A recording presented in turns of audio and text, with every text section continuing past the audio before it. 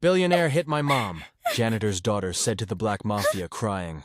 What happened next? It all started on a bright afternoon outside a marble mansion in Los Angeles. A little black girl in a red dress stood trembling before a row of roaring motorcycles, tears streaking down her face. Her voice cracked as she whispered, "Please, help my mommy." Behind her, a group of men, known across the city as the Black Mafia Riders, men most people feared, froze. Their leader, Dante, stepped forward, his eyes narrowing as he saw who she was pointing at. A billionaire, Richard Coleman, a man whose face was on every magazine cover in America, standing beside his luxury car, his fists still trembling with anger. No one could believe what they were witnessing. What happened next would shake the entire city and expose a truth far darker than anyone imagined. What would you have done if you saw this moment? Comment below before the story unfolds. Los Angeles, a city of dreams and diamonds, where glass towers touch the sky, but the people who clean them can barely touch hope. Mariah Brooks was one of those people. 38 years old, strong but weary, she worked as a janitor in one of the most expensive properties in Beverly Hills, the Coleman estate. Every morning before the sun rose, Mariah would walk her daughter, Nia, to school, her calloused hand wrapped tightly around the girl's tiny fingers. Nia was just 8. A little spark of sunshine with eyes that carried the warmth Mariah often hid behind her tired smile. She loved drawing flowers on napkins and folding paper hearts for her mother. "Someday, Mama," she'd say, "I'll buy you a big house so you never have to clean again." Mariah would laugh softly. "You just make sure that heart of yours stays clean, baby. That's worth more than any house." Life was hard, but love made it livable. They lived in a small one-bedroom apartment above a laundromat in South Central. Old, noisy, but filled with laughter and faith. Every Sunday, Mariah took Nia to church. Not for miracles, but for peace. A brief reminder that even the forgotten are seen. But across town, in the glass walls of luxury, Richard Coleman saw the world differently. A billionaire real estate mogul, polished in public, but rotten in private. To him, people like Mariah weren't humans. They were background noise, hands that scrubbed away his sins before sunrise. Coleman was running for office, branding himself as a self-made man and community builder. His mansion was spotless, not because of pride, but because Mariah made sure it was. Every corner, every tile gleamed like it feared him. Mariah's co-workers warned her, "Don't ever talk back to him, girl. He's powerful, dangerous."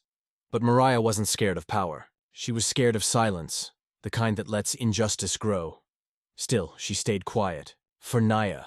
Because losing a job meant losing food, rent, and maybe even her child's dreams, and so she endured. The whispered insults, the looks, the way Coleman would drop his keys on the floor just to watch her pick them up. Every small act of humiliation carved another scar inside her. One she never showed. But fate has a way of testing even the strongest hearts. And one morning, that test arrived. It was a bright Tuesday. Mariah came in early, as usual, humming an old gospel tune as she polished the marble floors of the grand hallway. The house smelled of coffee and cologne. She moved quietly, careful not to disturb Coleman's family upstairs. Then she heard it. A sharp sound, like glass shattering. A voice followed. Cold, angry. Coleman's voice. "What is this mess, Mariah?" "I told you to stay out of this room!" She froze. Her hands trembled around the mop. In that moment, Nia, who had come with her mother that morning because the school was closed, peeked around the corner. She saw the rage in Coleman's face, the fear in her mother's eyes. Something inside her small heart broke. Coleman's wife wasn't home. His son was at camp. There were no witnesses. Only Mariah, Nia, and the sound of control slipping into cruelty. Mariah's voice quivered. "Sir, please. I was just cleaning. I didn't touch anything." But Coleman didn't want explanations. He wanted dominance. And for the first time, Mariah realized. Some men don't see others as human, just obstacles in their perfect world. That night, Mariah didn't go home smiling. She was quiet, distant. Nia noticed. "Mama, did I do something wrong?" Mariah hugged her tight. "No, baby. Sometimes people hurt others because they're hurting inside, but we never let that make us bitter, okay?" Her words sounded brave, but her eyes told another story. Across the city, in a dimly lit garage filled with chrome and thunder, Dante and his crew, the Black Mafia Riders, were fixing bikes and talking about injustice. They weren't criminals. They were protectors. Veterans, fathers, brothers, men who used to be feared, but had turned their reputation into a shield for those the system ignored. Dante knew Mariah. She once cleaned the community center where his club hosted charity rides. She used to bring cookies for the bikers, calling them the good kind of trouble. So when he later heard a little girl's voice trembling at his doorstep, "Please, help my mommy," it wasn't just another cry. It was a call he couldn't ignore. Because in a city where power silences pain, sometimes justice rides on two wheels. The next morning, Los Angeles glimmered like nothing had happened, the city pretending, as it often did, that the pain of the poor was invisible. But inside Mariah's heart, something had changed. She woke before dawn, staring at the ceiling of her small apartment, the echo of Coleman's rage still pounding in her ears. When she looked at Naya, sleeping peacefully beside her, she whispered, "One more day. Just one more day." But that one more day would change everything. At the Coleman mansion, Mariah's steps were slower. Her hands ached, her mind replaying the humiliation from the day before. Coleman hadn't just yelled. He had shoved a vase from the table, letting it crash near her feet. Close enough to frighten her, but not close enough to prove anything. She wanted to quit. But quitting meant surrendering to fear. So she scrubbed, dusted, smiled through the pain, pretending everything was normal. When Coleman entered the foyer later that morning, he was already irritated. He barked orders at his assistant, slammed his phone, cursed about lazy workers and charity cases. His campaign team was coming for a photo shoot that afternoon, and he wanted the place spotless. Mariah tried to stay invisible, but fate had other plans.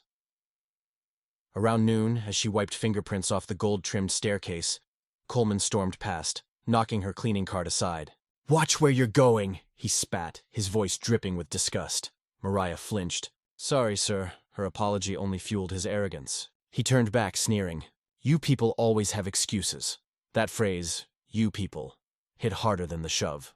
It wasn't just about work. It was about who she was. Mariah's throat tightened, but she said nothing. Later, she went outside to take a breath. The sunlight felt harsh, almost cruel, like the world was watching and doing nothing. In that quiet moment, her phone buzzed. It was a message from the school. Parent-teacher conference postponed again. She sighed. Everything in her life seemed postponed. Dreams, peace, justice. That evening, Coleman hosted a private gathering, a networking dinner with investors and politicians. Mariah stayed late to serve drinks and clean after the guests. Nia waited in the corner room, coloring quietly, her small backpack beside her. As laughter echoed through the marble halls, Mariah's heart grew heavy. She caught glimpses of Coleman shaking hands, smiling for cameras, the same hands that had thrown insults and threats just hours ago. She whispered to herself, "How can a man hide so much darkness behind a smile?" Then, chaos. One of the guests spilled a drink near Coleman's prized antique piano. The billionaire exploded, his mask cracking. "Mariah! Get in here!" She rushed in, grabbed a cloth, and knelt to clean. The room fell silent, everyone watching. Coleman towered over her, red-faced and furious. "You can't do anything right, can you?" He shoved her shoulder. She stumbled, hitting the edge of the piano. The glass of wine she held shattered, slicing her hand. Blood trickled down her wrist. Gasps rippled through the room. Coleman realized his mistake, but instead of apologizing, he snapped at his guests. "It's fine. She's clumsy." Mariah looked up, her eyes glistening not with pain but humiliation. In the corner, one of the waiters, a young man from South Central, recorded the scene on his phone. Quietly, carefully. He knew this wasn't the first time, and deep down, he knew it couldn't be the last. Mariah didn't go home that night. She sat on a park bench outside the mansion long after the guests left, holding her injured hand with a napkin. Her heart wanted to scream, but her soul whispered, "Endure." At home, Nia waited by the window until midnight. When her mother finally arrived, she ran into her arms. But this time, Mariah didn't have words of comfort, only tears. Nia touched her mother's bandaged hand. "Mama, did he hurt you?" Mariah looked away. "I fell, baby. It's okay." But Nia wasn't a child who believed in fairy tales anymore. Days passed. Whispers began spreading among the staff. That Coleman had a temper. That Mariah was his latest target. Some pitied her. Others stayed silent, afraid for their jobs. Meanwhile, the video, the one the young waiter recorded, had quietly made its way to someone unexpected. Dante. He watched it in his garage, the hum of motorcycles surrounding him. Mariah's trembling hands, Coleman's shove, the cold laughter of men in suits. He clenched his jaw. "That's Mariah," he whispered. The room fell silent.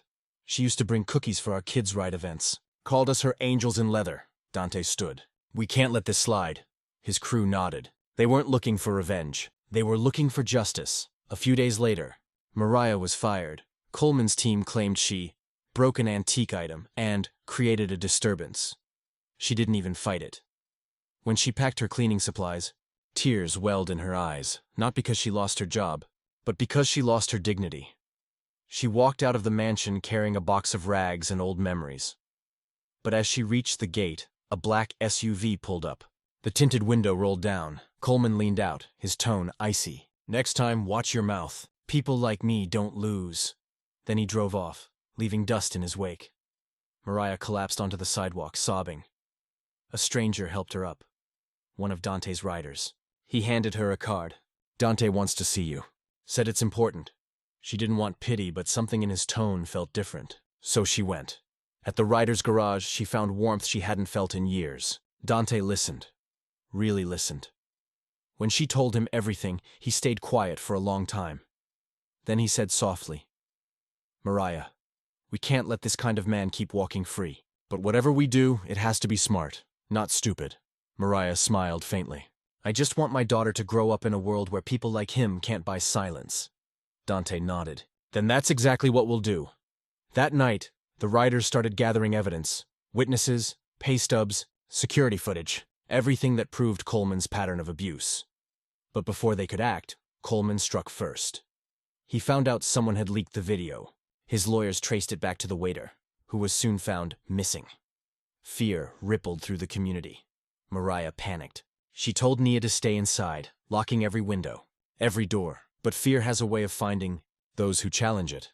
And on that fateful afternoon, the one we saw at the beginning, fear arrived in the form of a speeding black car in front of Mariah's apartment. Coleman stepped out, his rage barely contained. "You think you can ruin me?" Nia screamed.